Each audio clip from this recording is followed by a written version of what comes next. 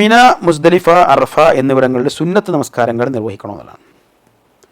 നമ്മൾ മനസ്സിലാക്കേണ്ടത് പൊതുവെ യാത്രക്കാർക്ക് തന്നെ ഈ റവാത്തിബ് സുന്നത്തുകളിൽ സുബഹി നമസ്കാരത്തിൻ്റെ മുമ്പുള്ള നമസ്കാരങ്ങൾ മാത്രമേ ഉള്ളൂ. സുബഹി നമസ്കാരത്തിന് മുമ്പുള്ള സുന്നത്ത് നമസ്കാരവും പിന്നെ തഹജ്ജുദുമാണ് യാത്രക്കാർക്ക് തന്നെ ഉള്ളത്. ബാക്കിയുള്ള റവാത്തിബ് സുന്നത്തുകളും ഒന്നും നമസ്കരിക്കേണ്ടതില്ല. സാധാരണ നമസ്കരിക്കുന്ന ആൾക്കാരായിരിക്കും, അതിനുള്ള പ്രതിഫലം അവർക്ക് ലഭിക്കുകയും ചെയ്യും. അതാണ് നമ്മൾ മനസ്സിലാക്കുന്നത്.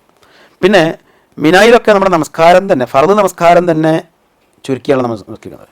ഓരോ വക്ത് നമസ്കാരവും അതാതിൻ്റെ സമയത്തിന് നിർവഹിക്കണം. പക്ഷേ അത് 4 റക്അത്തിലെ നമസ്കാരങ്ങൾ 2 റക്അത്തെ നമസ്കരിക്കേണ്ടതുള്ളൂ, ചുരുക്കിയാണ് നമസ്കരിക്കേണ്ടത്. അതാണ് അതിൻ്റെ നിയമം.